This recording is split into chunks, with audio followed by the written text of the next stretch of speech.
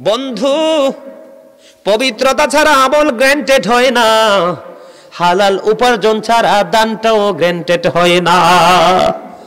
পবিত্রতার দরকার আছে না নাই? আমার নবী যখন মেরাজে গেলেন, বন্ধু কোথায়? আমার নবী যখন মেরাজে গেল রে, মেরাজে যাওয়ার পরে বন্ধু জান্নাতের মধ্যে দেখতে পাইলেন হযরতে বেলাল রাদিয়াল্লাহু তাআলা আনহুর কদমের ছাপ। আরে ভাই, তখন না বেলাল না জিন্দা? এখনো তো বেলাল পৃথিবী থেকে যায় নাই। আমার নবী চলে যাওয়ার পরে বেলাল কাঁদতে কাঁদতে চোখের ঝর্ণা বানাই ফেলছে। বেলাল এখনো কোথায়? পৃথিবীতে। আর নবী যখন মেরাজে গেলেন, জান্নাত জাহান্নাম পরিদর্শন করলেন, জান্নাতের দিকে নজর দিয়ে চাইয়া দেখলো বন্ধু, কোন কিতাবের মধ্যে এসেছে নবী বেলালের কদমের ছাপ দেখেছেন, পায়ের ছাপ দেখেছেন। আবার কেউ কেউ বলেছে বেলালের পায়ের শব্দ শুনতে পেয়েছেন নবী। বন্ধু, এখনো নবী বেলাল কিন্তু মরে নাই, এখনো বেলাল পৃথিবীতে জিন্দা। বেলালকে নবী এসে প্রশ্ন করলো, বেলাল রে, তোমার জীবনে কি এমন আমল করেছো রে বেলাল, আমি জান্নাতে তোমার কদম দেখতে পেয়েছি। এবার বেলাল একটা ডাক দিয়ে বলল, নবী, নবী গো, ইয়া রাসূলুল্লাহ, ইয়া হাবিবাল্লাহ, নবী গো, আমার জীবনের সবচেয়ে গুরুত্বপূর্ণ ইবাদত ছিল পবিত্রতা। জোরে জোরে বলেন না সুবহানাল্লাহ। আগে বন্ধু আমি এই প্রস্রাবের জায়গাটা একটু ক্লিয়ার করব, তারপরে পবিত্রতায় ঢুকবো। থাকবেন তো, একটু সময় দিবেন তো? বন্ধু, বেলালের এই অবর্ণনীয় প্রেমের গল্প শোনার পরে আমি বেলালকে নিয়ে গভীর রজনীতে চোখের পানি ফালাইছি, আর একটা গজল আমি লিখেছি। নাচ শুনবেন নি সবাই? আমি গজলটা লিখেছিলাম মধ্য রজনীতে। বন্ধু, আশেপাশে কেউ ছিল না। যখন আমি বেলালকে নিয়ে ভাবতে শুরু করলাম, বেলাল রে, তুমি তো ধন্য হয়ে গেছো রে বেলাল, নবীর প্রেমে তুমি পাগল পারা হয়ে গেছো। বন্ধু, যারা মদিনায় গিয়েছে তারা দেখেছে রে, নবীর রওজা মোবারক বন্ধু জিয়ারত করার পরে যেই দরজাটা দিয়ে বের হই আমরা, যেই বের হয়েছি, বের হয়ে মসজিদে নববীতে যদি কেউ প্রবেশ করতে চায়, প্রথমেই ঢুকবে বেলাল গেট দিয়ে। এই তো যে সুন্দর জি নামটি মধুমাখা, বলেন এই তো যে সুন্দর নূর নবীজি, নামটি মধুমাখা, তুমি ছাড়া শূন্য জীবন, আমি যে বড় একা, বলেন এই তো যে সুন্দর নূর নবীজি, নামটি মধুমাখা, তুমি ছাড়া শূন্য জীবন, আমি যে বড় একা। তোমার প্রেমের গল্প আমি শুনেছি জীবন ভর, তাই তো আমার মনের ঘরে বইছে প্রেমের ঝড়। বলেন তোমার প্রেমের গল্প আমি শুনেছি জীবন ভর, তাই তো আমার মনের ঘরে বইছে প্রেমের ঝড়। পথে আছি আমি কবি দিবা দেখা, এই তো যে সুন্দর নূর নবীজি, নামটি মধুমাখা, বলেন এই তো যে সুন্দর নামটি মধুমাখা।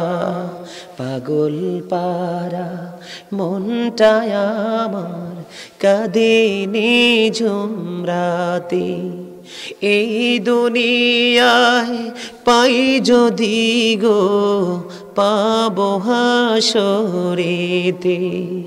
বলেন পাগল পারা মনটায় আমার কাঁদে নিঝুম রাতে, এই দুনিয়ায় পাই যদি গো পাবো হাসরেতে। নেই তো কোনো ভাবনা রাসূল, নেই তো কোনো ভাবনা রাসূল, তুমি যাহার সখা। এই তুজি সুন্দর নূর নবীজি, জোরে বলেন না, এই তুজি সুন্দর নূর নবীজি, নামটি মধুমাখা। তুমি ছাড়া শূন্য জীবন, আমি যে বড় একা। প্রেমিকী ছিলেন হাবশীর বেলাল, চেহারা তার কালো, হৃদয় জুড়ে ছিল গো রাসূল তোমার প্রেমের আলো। বলেন প্রেমিকী ছিলেন হাবশীর বেলাল, চেহারা তার কালো, হৃদয় জুড়ে ছিল গো রাসূল তোমার প্রেমের আলো। নবীর প্রেমের ইতিহাসে এই নামটি আছে লেখা। এই তুজি সুন্দর নূর নবীজি, নামটি মধুমাখা। পথে আছি আমি, কবে দিবা দেখা। আমি অবালের পরে 70,000 ফেরেশতা তার জানাজায় অংশগ্রহণ করেছে, তারপরেও তার কবর আযাবের সম্ভাবনা রয়েছে। নবী গো, কেন তার সম্ভাবনা রয়েছে? আমার নবী জানিয়ে দিয়েছেন, সে প্রস্রাব করার পরে ভালো করে পবিত্র হতো না। নাউজুবিল্লাহ বলবেন না ভাই? এদের জন্য প্রত্যেক শুক্রবারে 2 বার জলসা করতে হবে, তারপরে যদি এদের মানুষের পরিবর্তন আসে। কি বলবো পবিত্রতা নিয়ে? পবিত্রতা তো গুরুত্বপূর্ণ ইবাদত, বলবো কি বলবো না? হযরতে আব্বাস রাদিয়াল্লাহু তাআলা আনহুর জামানার এক ঘটনা আমি আপনাদেরকে শোনাবো। ইতিহাস সাক্ষী দেয় অপবিত্র মানুষকে আল্লাহ পছন্দ করে না। কোরআন হাদিস সাক্ষী দেয় পবিত্রতা ব্যতীত কোনো আমলে আল্লাহর কাছে গ্র্যান্টেড না। বন্ধুরি আমার, আব্বাস রাদিয়াল্লাহু তাআলা আনহুর জামানার একটা চমৎকার ঘটনা আমি বলবো ছোট্ট করে, কারণ পবিত্রতা নিয়ে আলোচনা করতে গেলে আমার আরেকটু সময় লাগবে। বন্ধুরি আমার, আব্বাস রাদিয়াল্লাহু তাআলা আনহুর জামানায় এক লোক মারা গেলেন। ওনার ইন্তেকাল করার পরে কাফন দাফন শেষ করে ওনাকে বন্ধু দাফন করতে নিলেন। কাফন শেষ করে কবরে যখন নামাবে, এখন হঠাৎ করে নজর দিয়ে চাইয়া দেখে তার কবরের মধ্যে বিড়ালের মতো একটা জানোয়ার। জোরে জোরে নাউজুবিল্লাহ।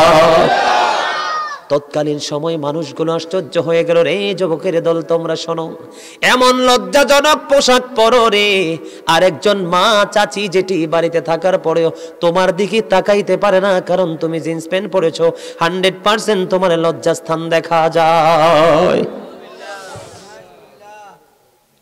নামাজ পড়ার পরেও বন্ধু আপনার কোনো ফল আসে না, কারণ শরীয়তের যে মাপকাঠি সীমারেখা শের আউট হয়ে গেছেন এখান থেকে। আমি আপনাদেরকে বলার পরে তারপরে এখানে আসবো বন্ধু। এই তার কবরের মধ্যে দেখলেন জানোয়ার।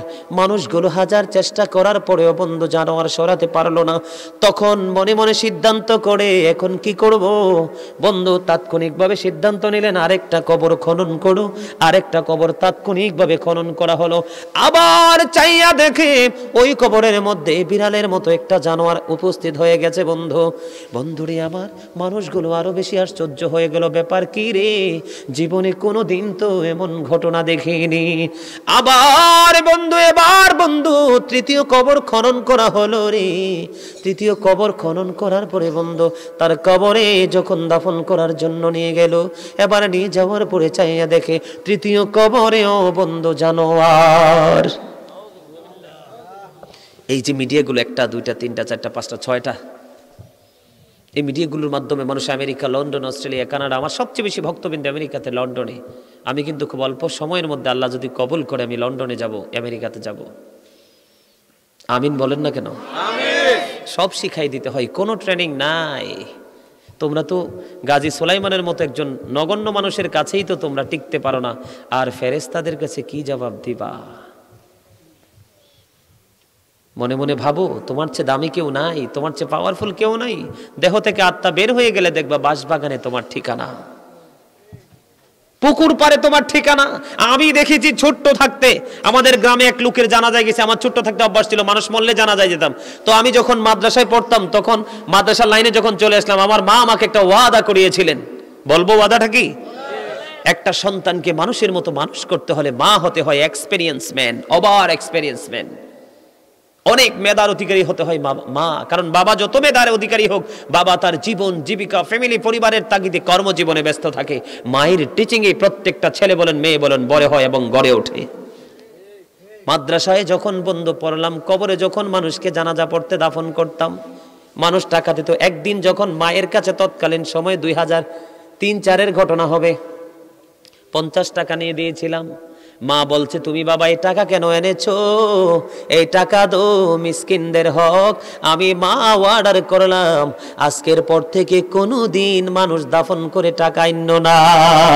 বন্ধু, ওই মায়ের অর্ডার এমন ভাবে পালন করেছি, আজ পর্যন্ত যত দামি বলেন যত কম দামি বলেন, মানুষ মারা যায় কবরের পার থেকে টাকা নেই না।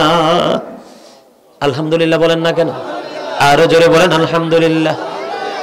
এখানে কেন এসেছে? শিক্ষার অভাবে আমাদের সমস্যা বন্ধু। এবার তিনটা কবরের মধ্যে কি হলো? জানোয়ার দেখলো। তখন তারা সিদ্ধান্ত করলো, আমাদের এই জামানায় একজন বুজুর্গ আছে আব্বাস রাদিয়াল্লাহু তাআলা আনহু। আব্বাস রাদিয়াল্লাহু তাআলা আনহুর কাছে যখন বন্ধু গেলেন, যাওয়ার পরে আব্বাস রাদিয়াল্লাহু তাআলা আনহু ঘটনা শুনলেন, আসলেন। তিনি বললেন, তাকে জানোয়ার সহ কবরে দাফন করে ফেলো। জোরে বলেন না নাউজুবিল্লাহ। জানোয়ার সহ তাকে কবরে দাফন করে ফেলো। বন্ধু, দাফন কাজ সম্পূর্ণ হলো। এবার চলে গেল তার আপন স্বজন, পৃথিবীতে কে বেঁচে আছে তার সাথে একটু আলাপ করতে হবে। যাইয়া দেখলেন বন্ধু, তার সহধর্মিণী, তার আপন স্ত্রী দুনিয়ায় বেঁচে আছে। তার সঙ্গে যখন পুরো ঘটনাটা খুলে বলা হলো, তখন তার স্ত্রী উত্তর দিল, আমার কাছে মনে হয় আমার স্বামীর জীবনের সবচেয়ে বড় একটা খারাপ দিক আমার চোখে পড়তো। আমি অনেক বলতাম, সে শুনতো না। সে খারাপ দিকটা হলো, আমাদের স্বামী স্ত্রীর যখন মিলন হতো তখন পবিত্র গোসল সে করত না। তার মানে সে অপবিত্র থাকতো। এই কারণে তার কবরের মধ্যে বন্ধু জানোয়ার প্রবেশ করেছে। জোরে জোরে নাউজুবিল্লাহ। এগুলো থেকে সচেতন থাকতে হবে বন্ধু। আমার আলোচনা কোথায় ছিল? পবিত্রতার মধ্যেই তো, ঠিক কিনা বলেন? হযরত বেলাল রাদিয়াল্লাহু তাআলা আনহুকে প্রশ্ন করলো, তিনি উত্তর দিলেন, জীবনের সবচেয়ে বড় গুরুত্বপূর্ণ ইবাদত ছিল আমার পবিত্রতা। জোরে জোরে সুবহানাল্লাহ। বন্ধুরে আমার, পবিত্রতা অর্জন করতে হলে দুইটা দিক। কয়টা? একটা আমরা গোসলের মাধ্যমে করি, আর একটা অজুর মাধ্যমে করি। আমি গোসলের দিকে যাব না, অজুর দিকে একটু আলোচনা করব। কেননা প্রস্রাব করার পরে আপনারা ঠুসঠাস করে পানি খরচ করে চলে আসেন। আমি আজকে মাহফিল সাক্ষী রেখে বললাম, শশী দলের মানুষ, যুবক ভাইয়েরা, জুমার দিনটা যখন আসে তাড়াহুড়ো করে শেষ সময়ে যাও। প্রস্রাবের বেগ হয়েছে, তুমি হাজত ছাড়তে যখন প্রস্রাবখানায় যাও, প্রস্রাব শেষ করে পানি খরচ করে তুমি চলে আসো। আমি বলবো 100% তোমার তাড়াহুড়া করার পরে পানি খরচ করে চলে গেছো। আজকের পর থেকে তুমি ট্রাই করবা, আগের নিয়মে যেমনি পানি খরচ করেছো 100% তোমার প্যান্ট পায়জামা লুঙ্গিতে প্রস্রাব পড়বে।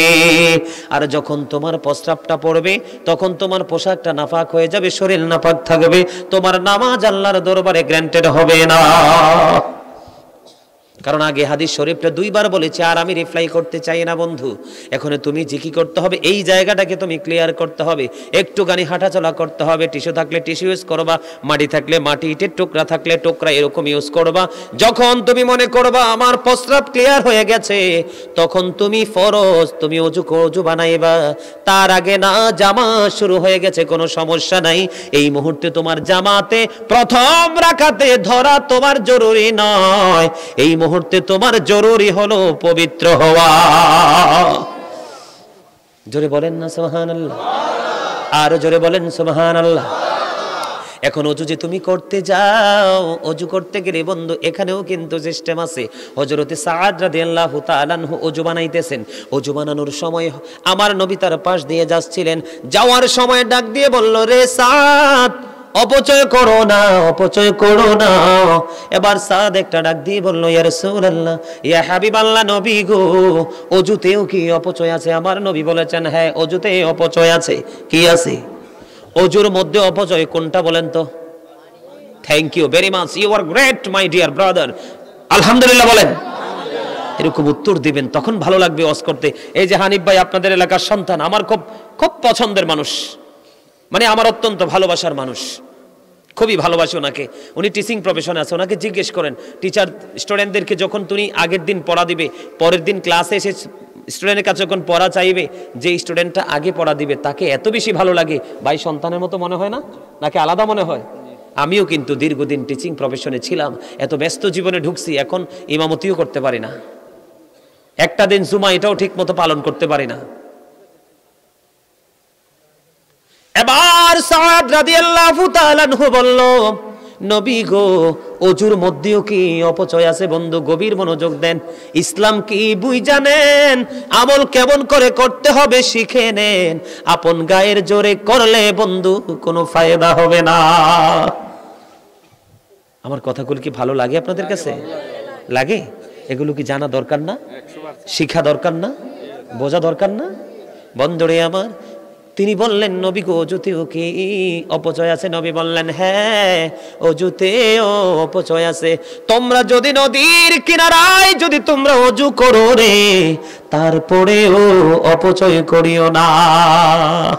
তার মানে আপনি নদীর তীরে ওযু করতেছেন, এখানে বন্ধু পানি আর পানি, থই থই করে পানি ঢেউ খেলতেছে, কিন্তু আপনি নদীর কিনারে ওযু করতেছেন। এই এত পানি থাকার পরেও ওযুর জন্য যেই পরিমাণ পানি প্রয়োজন, সেই পরিমাণ পানি দিয়ে আপনাকে ওযু করতে হবে, অপচয় করার কোনো সুযোগ নাই। এবার আপনারা আমাকে প্রশ্ন করতে পারেন, বলে হুজুর গো, অপচয়টা কেমন করে করব? নির্দিষ্ট পরিমাপটা কি? আমার নবী বলেছে, হাদিস শরীফের মধ্যে এসেছে, আমার নবী মাত্র 1 কেজি পানি দিয়ে ওযু করেছে। জোরে বলেন না সুবহানাল্লাহ। এটা কি আমাদের জন্য শিক্ষা কিনা? আমার নবী মাত্র 1 কেজি পানি দিয়ে বন্ধু ওযু করেছে, আর 4 কেজি পানি দিয়ে নবী গোসল সেরেছে। এখান থেকে কি বোঝা যায় অপচয় করা যাবে না? জুমার দিনে আপনি তাড়াহুড়া করে চলে গেলেন। আমি আপনাদেরকে একটু আগে বলেছিলাম, এই যে তোমাদের এদিকে তো অনেক জায়গা আছে, ভাই সামনে আসো না, আরে সামনে আসো। ইয়া রাসূলুল্লাহ, ইয়া হাবিবাল্লাহ, ইয়া রাসূলুল্লাহ, লাই আমার মতের নিদান কালে আসিও নবী গো আমার।